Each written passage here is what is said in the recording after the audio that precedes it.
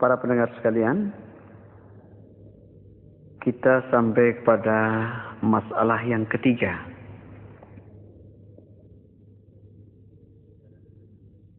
Pertanyaannya begini. Nasihat pelajaran dan saran Pak Ustadz sudah saya laksanakan dengan sebaik-baiknya. Dan menurut perasaan saya, hasilnya sudah cukup maksimal. Tetapi saya sangat kecewa dan heran. Kenapa saya kalah terus dalam MTQ? Begini.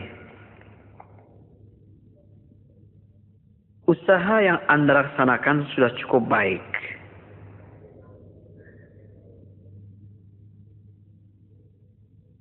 Ikhtiar atau usaha itu memang wajib hukumnya. Akan tetapi hasil dari suatu ikhtiar, hasil dari suatu usaha itu tidak wajib hukumnya. Meningkatnya prestasi seseorang itu memang dapat kita lihat dari bagaimana usahanya dan bagaimana latihannya. Namun demikian, meningkatnya prestasi seseorang itu yang satu dengan yang lainnya tidak mesti harus sama. Hal ini tentu sangat tergantung kepada beberapa faktor yang ada.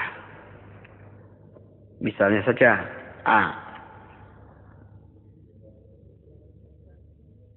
sangat tergantung kepada kualitas bahan bakunya.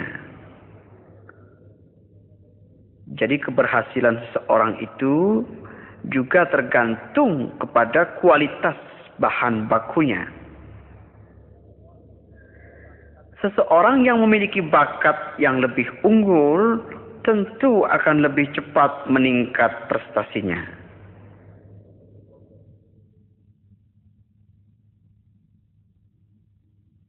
Apalagi kalau ditunjang dengan usaha yang sangat baik. B. Kecintaan dan hobi yang lebih dalam.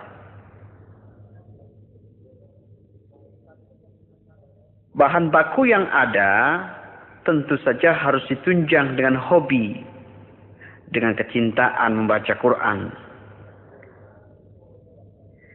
Biarpun kualitas bahan bakunya sangat baik, tetapi kalau tingkat hobi dan kecintaannya pada seni baca Al-Quran ini kurang, maka prestasinya tentu akan tersendat-sendat.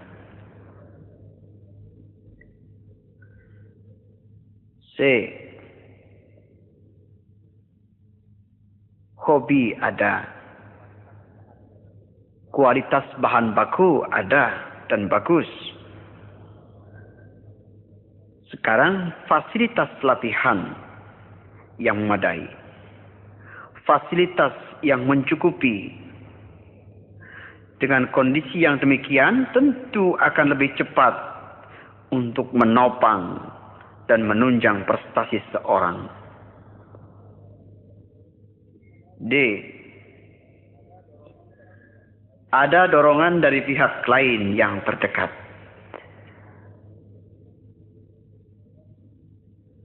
Saudara pendengar, kemudian kekalahan yang Anda alami dalam MTQ jangan sekali-kali Anda hubungkan dengan faktor latihan yang telah maksimal Anda lakukan. Kekalahan ini mungkin disebabkan oleh beberapa hal, di antaranya. 1. Kualitas maksimal yang Anda miliki masih di bawah kemampuan orang lain. Buat Anda sudah maksimal memang. Buat Anda udah paling gede, udah paling tinggi, rasanya udah paling hebat. Tetapi manakala Anda sendiri yang menilai. Tetapi kualitas maksimal Anda itu masih di bawah kemampuan orang lain. Biar latihan Anda siang, malam, pagi, sore, terus-menerus, tetap saja sampai di situ. Bahan bakunya sih sudah maksimal segitu. Kertas yang bagus biasanya akan menjelma menjadi kitab yang baik, menjadi sebuah buku ilmiah. Tetapi kertas yang jelek paling tinggi akan jadi bungkus pisang goreng. Kedua sekarang, waktu MTQ mungkin Anda salah baca tanpa terasa. Atau mungkin Anda tidak memenuhi target yang ditentukan. Itu bisa terjadi. Yang ketiga, mungkin bacaan Anda tidak sesuai dengan kriteria selera Dewan Hakim. Itu bisa terjadi. Atau hakim itu sendiri yang tidak dapat mengikuti selera, aktivitas, dan perkembangan lagu yang ada di kalangan umat yang banyak. Kepada orang lain, Anda suguhkan makanan yang Anda sukai. Seperti Kentucky, hamburger, dan lain sebagainya. Sedangkan tamu yang Anda suguhi tidak suka kepada itu. Tamu Anda lebih suka dengan pisang goreng dan singkong goreng. Itu sudah pasti tidak sesuai. Sulit sekali. Bagusnya suatu variasi dan komposisi lagu, suara, dialek, dan zouk itu tidak ada standarnya. Tidak ada ukurannya. Dan sulit untuk mengukurnya kecuali dengan perasaan. Hal ini bisa terkendali, bisa diukur hanya oleh perasaan, khususnya perasaan Dewan Hakim. Sedangkan perasaan seseorang tadi sering terganggu oleh hawa dan cuaca dari luar dirinya. Oleh karena itu, sering terjadi suatu hasil keputusan yang aneh dan sulit untuk dipertanggungjawabkan. Begitulah gambaran secara umum yang jelas bahwa setiap usaha akan menghasilkan sesuatu. Tetapi jangan lupa di sana sini banyak kerikil-kerikil tajam yang perlu diwaspadai. Para pendengar dan para qari'ah yang tercinta. Sampai kita kepada masalah yang keempat. Pertanyaan yang keempat ini begini. Apakah dialek dan lagu zouk kita mesti sama dengan orang Arab? Padahal kita kan orang Indonesia. Apakah tidak sebaiknya disesuaikan saja dengan zouk, dengan lagu daerah? Agar kita lebih kaya perbendaharaan lagu dan variasi-variasinya. Itulah pertanyaannya.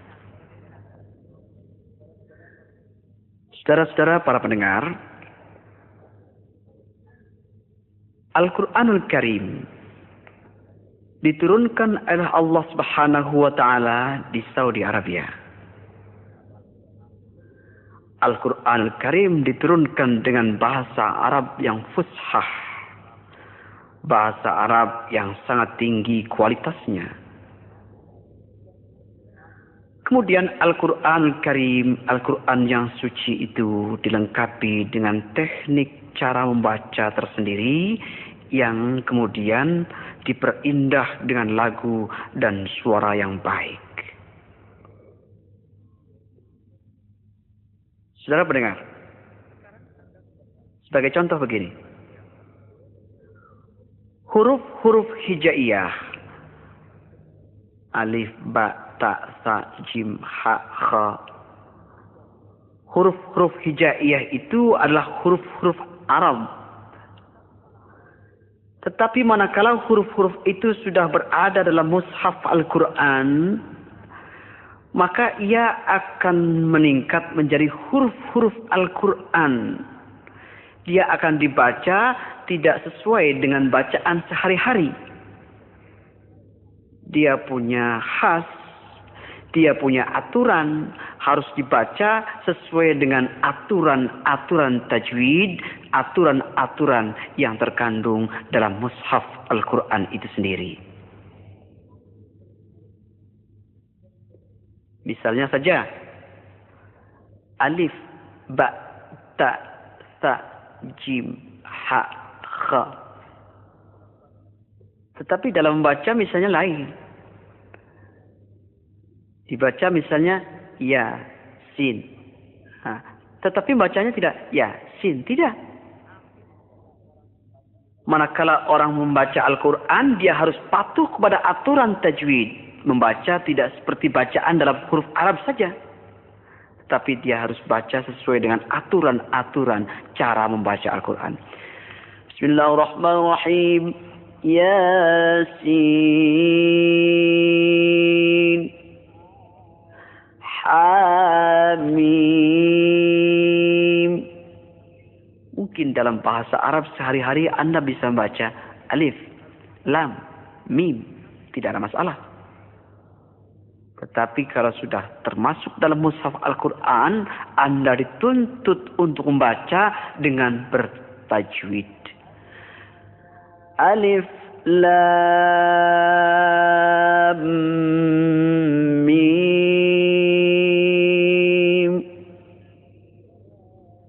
yasin,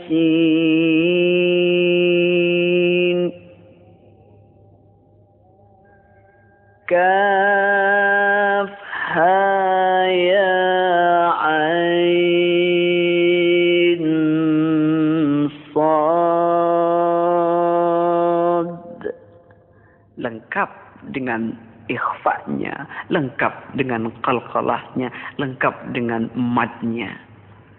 Tidak sembarangan.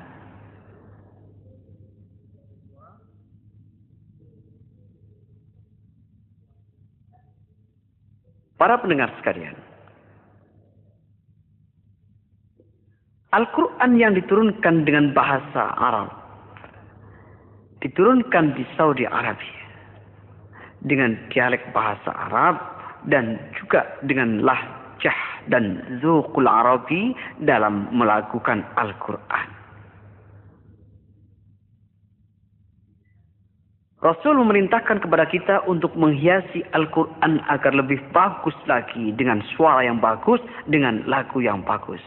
Tetapi dengan lagu dan zuqul Arabi. Kata Rasul, Iqra'ul Quran bilahunil Arab. Baca Al-Quran dengan lagu, dengan dialek Arab. Zayyinul Quran bi aswatikum fa inna as-sawtal hasan yazidul Qur'ana husna. Hiasi Al-Quran yang sudah sangat indah itu dengan suaramu yang bagus. Sesungguhnya suara yang bagus itu akan menambah kehebatan Al-Quran.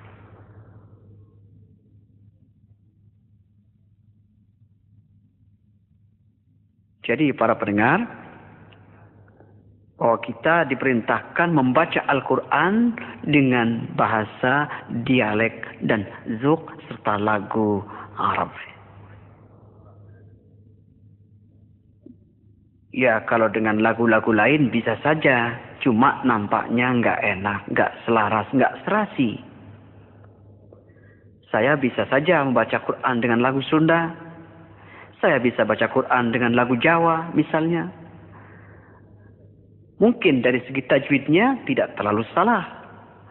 Akan tetapi dari segi zuknya, dari segi lain-lainnya kurang baik dan tidak serasi. Anda mau contoh?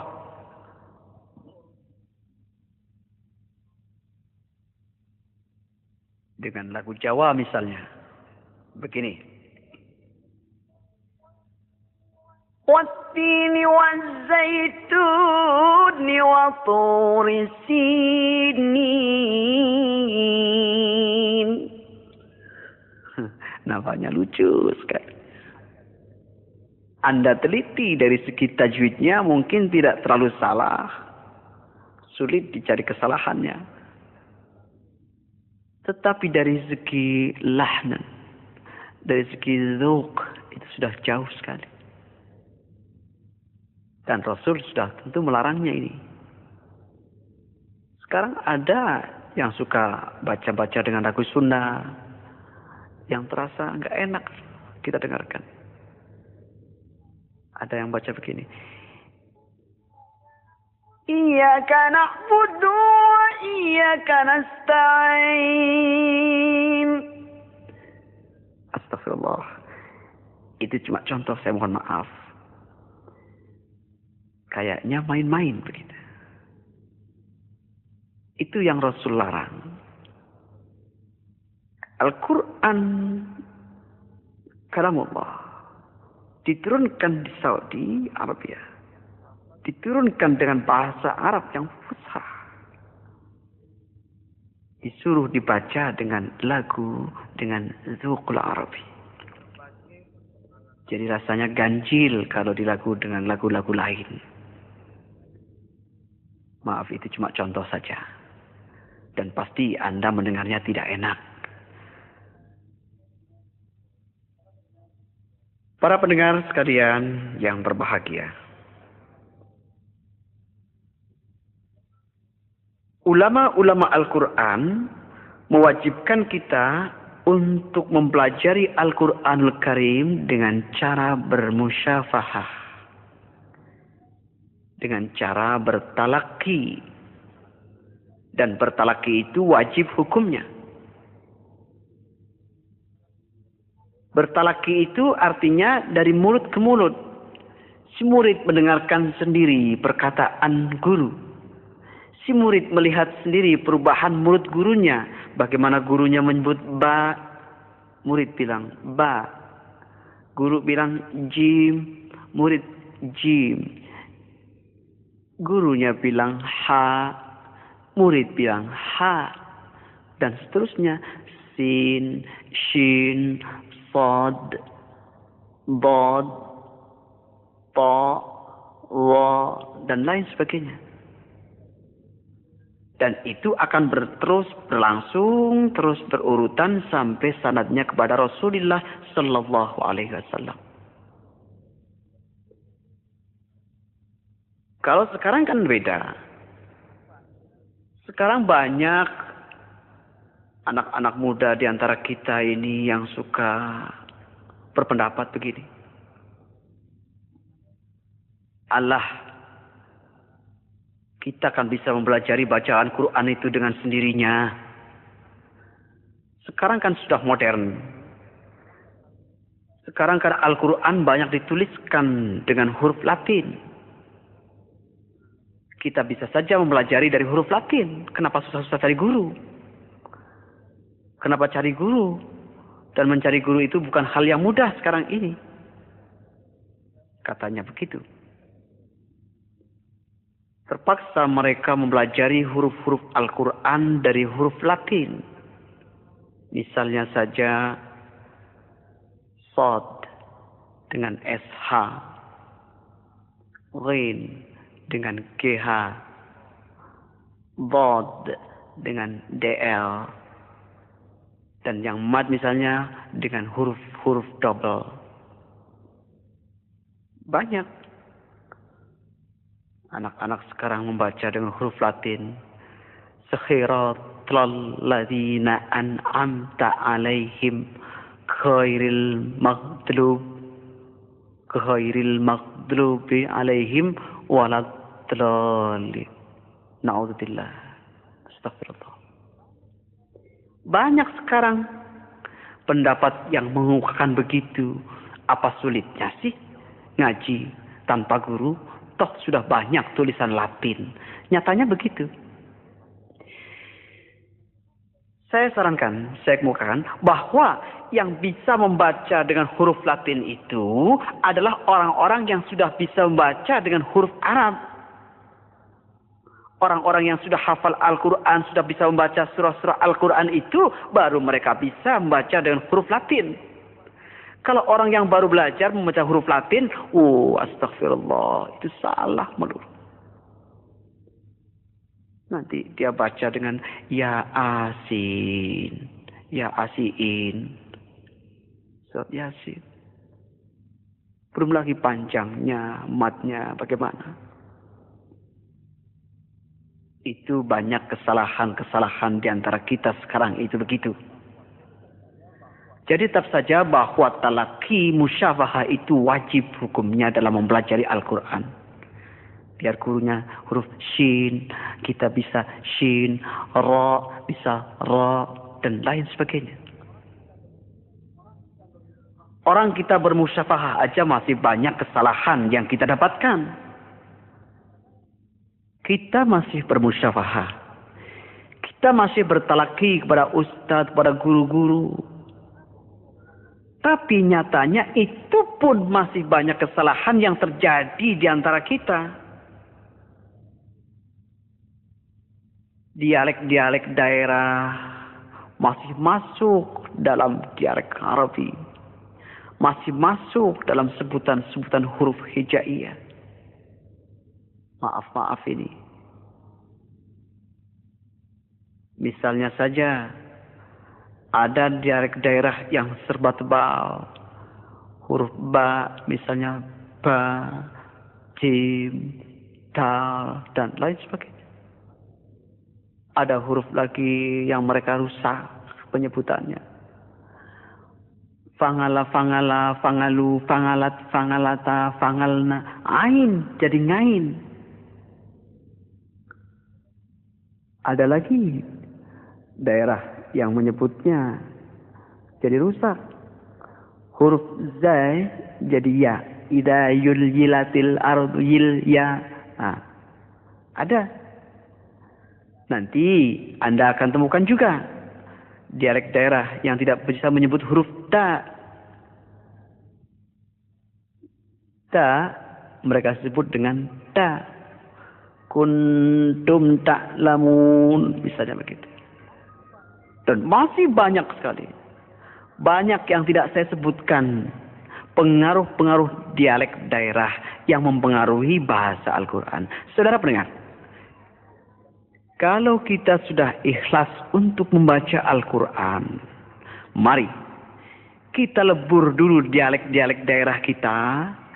Kita hanyutkan diri kita dengan dialek yang ada dalam Al-Quran. Agar bacaan kita menjadi bagus, bacaan kita menjadi sesuai dengan ajaran Rasulullah Sallallahu Alaihi Wasallam.